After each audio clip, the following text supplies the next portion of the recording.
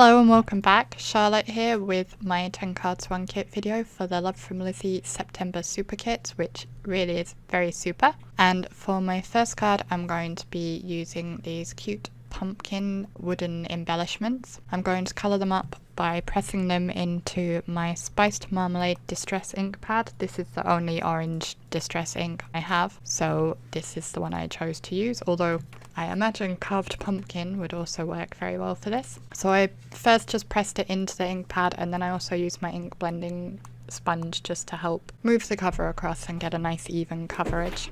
Next, I cut a panel of the darkest kind of glitter effect pattern paper. I'm going to cover almost the entirety of the card base with that. I did gut away the center because I want to be able to use as much of this paper as I can. I really like the paper, so I wanted to save it for later use.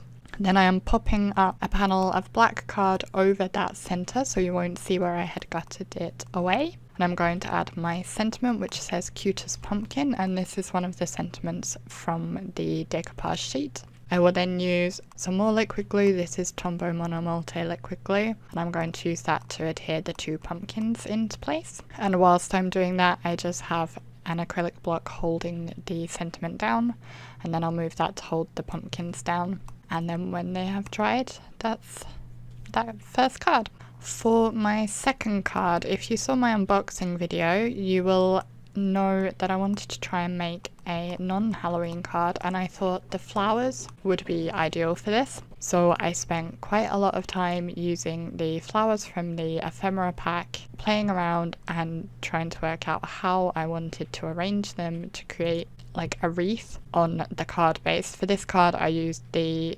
specialty, the grey pearlized card, just scored it in half, and that's the perfect card base size. So as I said, I spent quite a long time playing around getting those how I wanted them to look. Off screen I die cut a snippet of white card with the happy birthday die that came in the February card kit, and I'm going to put that sentiment into the center of my wreath, or kind of towards the top, because there was a nice space there that I could fit it in. Then I'm going to start assembling the wreath, and I put foam squares on the back of the largest floral cluster, the smaller floral cluster, and the flower as well. And then for all the other elements I am just going to use liquid glue, so this way the wreath has some mixed levels to it. Some of it's popped up and some of it's not, which I just felt added a bit more interest. And my reverse tweezers are very handy here for getting those smaller pieces back into place once I have the glue on the back of them. So that completes my second card. For card number 3, I started by creating a background using the black Brusho. I sprayed my piece of watercolor paper with some water mixed with Perfect Pearls, which adds a little shimmer. Then I'm just going to sprinkle the black Brusho over this. You may have noticed I also sprayed the back of the paper. That just helps to stop it from curling too much. So I also sprayed some more water and went back in and sprinkled more Brusho just until I was happy with how it looked. And where I had some areas that had pulled a bit too much, I just took a piece of paper towel and kind of laid it over the top so it would pick up some of those wetter areas. And then I also dabbed up some areas that I felt needed dabbing up. I then set that panel aside to dry, and once it was dry I added a strip of that glittery effect black pattern paper, dark glitter effect pattern paper that I had used on the previous card. I'm just going to use double-sided tape to adhere that across the panel. The strip was slightly wider than my Brusho panel, so I will just trim off the excess, and then I will use the peel-offs from I think last month's kit. These are black glitter peel-offs. I thought they would finish off the edge of that strip very nicely. So I add just one to the top and one to the bottom of that glitter strip and trim off the excess. I then put double-sided tape all across the back of that panel and adhered it to a black card base. Having the tape across the whole panel helps keep it nice and flat despite the warping from the water that was on the panel.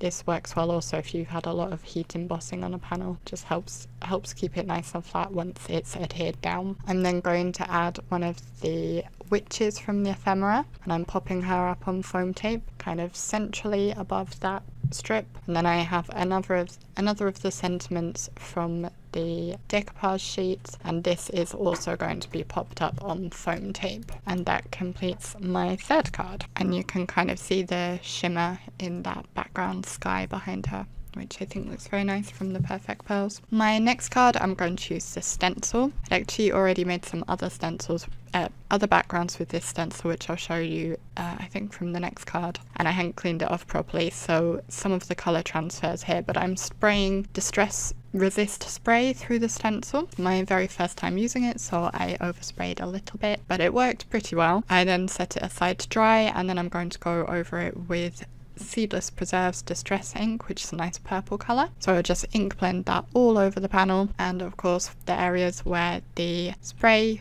will resist the ink, so those areas will stay white, and then the lines of the where the stencil was covering will pick up the ink. I'll then use a piece of kitchen towel and just buff off that resist spray area. It's kind of a plasticky feeling once it's dry, and that will just make those bits whiter again. I trimmed the panel down slightly so that it would be just smaller than my card base, and I'm going to adhere it with double-sided tape again all over the back to keep it nice and flat because it was a bit warped from the spray. And I'm using the kind of pinkish card base for this.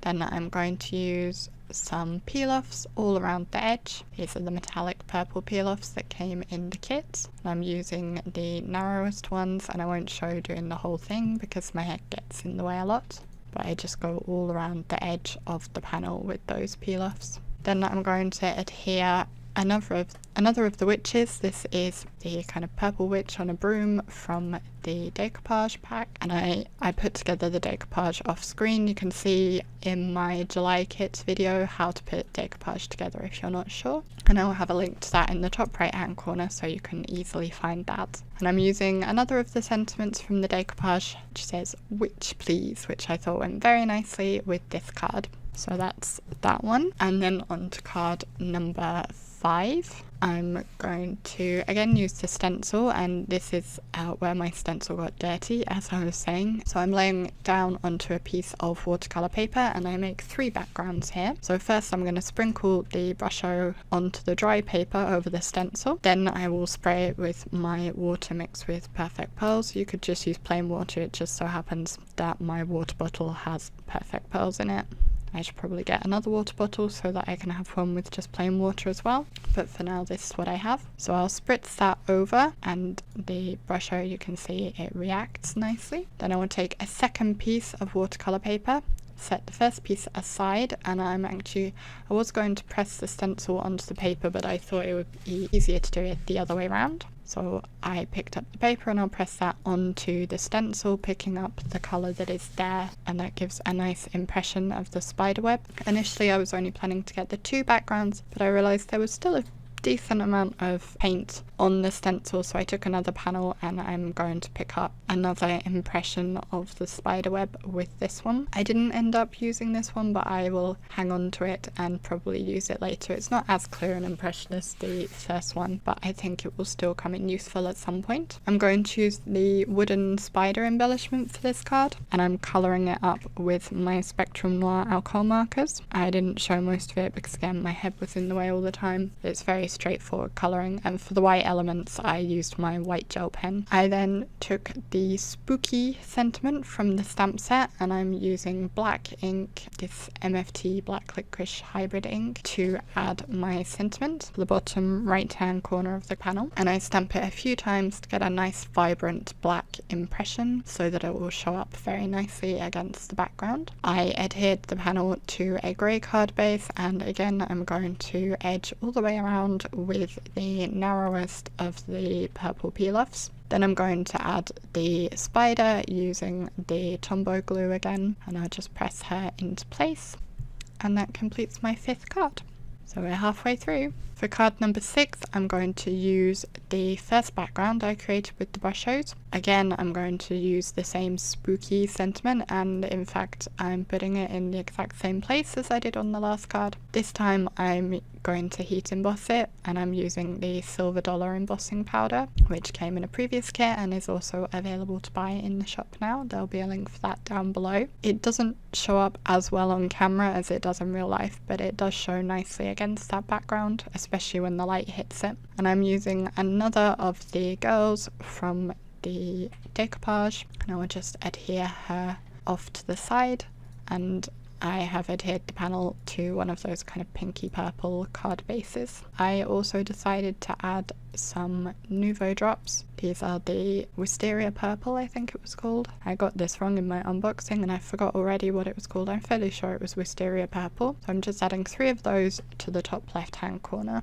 I actually did smudge them and then redid them. If you notice that they're in a slightly different place, that's why. But that completes card number 6. For card number 7, I decided I would create a little scene, and first I'm going to work out which ink I want to use for my background. The lower portion of the card is not going to be visible, so it was a good place to experiment with the colours to work out which one to use, and I settled on Lavender Fields, which is an Alter New ink, and I'm going to stamp both sizes of the skulls from the Happy Haunting stamp set just in a random pattern across the card base. I'm then adhering a strip of the white spiderweb pattern paper across the bottom portion of the card, which, as you can see, hides the colour experimenting I was doing. And I'll border that with a peel off again. This time I'm using the widest peel offs. For all the other cards I've used the narrowest one, and for this one I decided to go wide. And I will trim off the excess and put that back on the sheet to use in future. I am using another of the sentiments from the decoupage sheet and various pieces of the ephemera. I'm just working out how I want to arrange them, and then I will adhere all the pieces into place with my Tombow glue. I did consider popping the girl up on foam tape, but I thought the scene had enough dimension just with the way all the things overlapped, and it didn't need her to be popped up as well. And that completes card number 7. Card number 8, I'm going to use the same spiderweb pattern paper, and I have a full card front sized panel this time. I think this is the only card that I actually covered the entire card front and didn't leave a reveal. This time I used the Trick or Treat sentiment and I stamped it in the bottom right hand corner, and I'm going to use some of the ribbon and put that across just above where the sentiment is, going across the entire panel, and I have double-sided tape on the back of the ribbon just to hold it nicely in place. I will also tuck the ends around the back so that they won't fray off. I then have a panel of that black glittery effect pattern paper, and I'm going to pop that up on foam tape so it's overlapping the ribbon, and then I'm using another of the decoupage girls and I'm going to adhere her onto that black glitter panel. I'll then adhere the entire panel to a white card base using double-sided tape, and I realized at this point that I'd cut my panel slightly smaller than my card base, so I'm just going to trim away the excess card on the side and the bottom. Okay, so card number 9, I decided I would make a wreath out of the skulls from the stamp set. So I'm using my Gina K wreath builder, the smaller size one. I think that's 3.5 or 3 3/4 inches. I have cut a square white panel to that size, and I'm just going to start stamping with the largest skull, and I will rotate the square one turn each time. After I got my first 2 skulls in place, I used them as a guide to add the smaller skull in, because that way I could fill out the wreath more quickly than if I did the large skull all the way around and then went back in with the smaller skull. It just sped the process up. So I just keep going, stamping the skulls, turning each time until the wreath is completed, and I will then carefully fussy cut it out. This does take a little while. You need to go slow, move the paper, not your scissors, and just follow the lines of the skulls.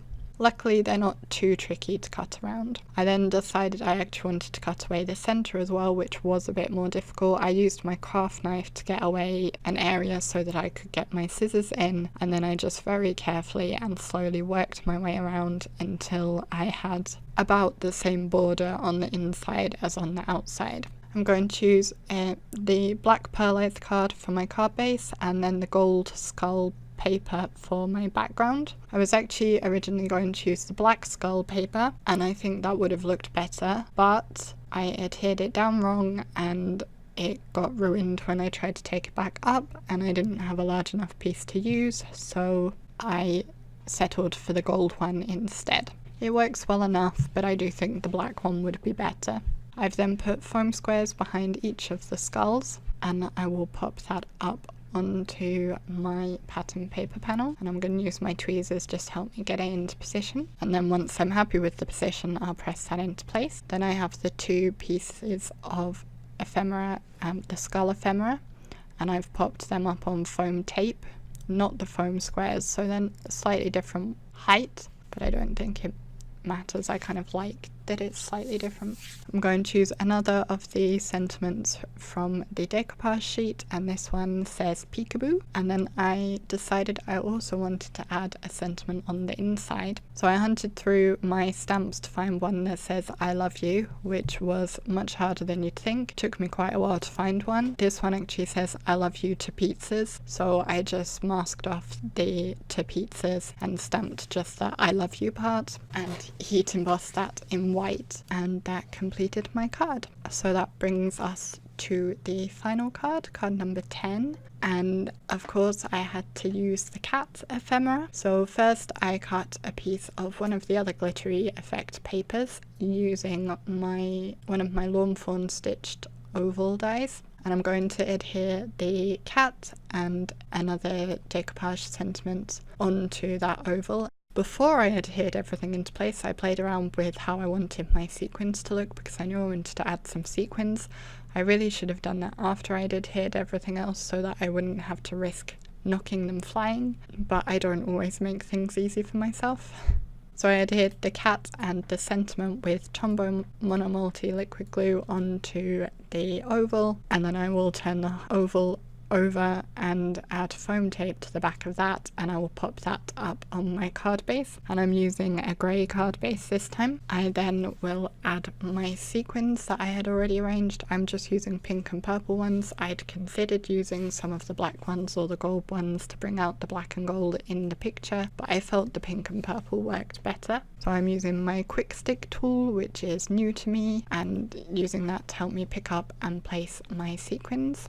And then I'm adding more of the Nuvo drops into the centre of the larger sequins and just a couple scattered here and there amongst it to help fill out the line, I guess, of sequins, which completes card number 10, and that's my final card. I hope you enjoyed the video, and I'd love to know which card is your favourite. This kit is sold out, but I will link to all the individual elements that are available to purchase down below in the description box, and I'll also have links to subscribe so you can get future kits. There are a couple more videos on screen that you may enjoy, and if you enjoyed this video I hope you'll subscribe to my channel as well as the Love From Lizi channel, and there are buttons for both of those on screen, and I will see you next time. Bye!